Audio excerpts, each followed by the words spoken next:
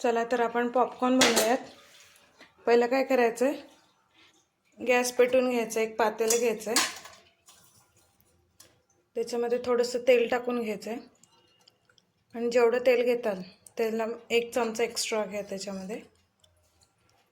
आता तेल गरम होऊन द्यायचं आहे। हे बघा गरम व्हायला लागले तेल। हे तेल छान गरम झाले का नाही फक्त 2-3 मोहरीचे हे टाकून बघायचं आहे, म्हणजे आपल्याला कळतं आणि मग त्याप्रमाणे आपण गॅस वाढवायचा। आता हे तेल गरम व्हायला लागल्यामुळे गॅस फुल करून घ्यायचा आहे। आपण ह्याच्यात घालायचं आहे हळद।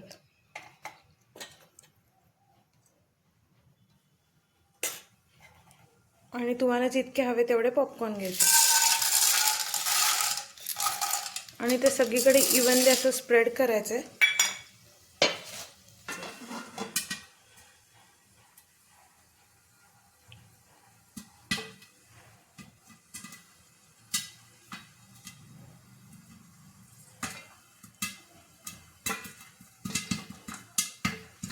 बघा आपले पॉपकॉर्न फुटायला लागले।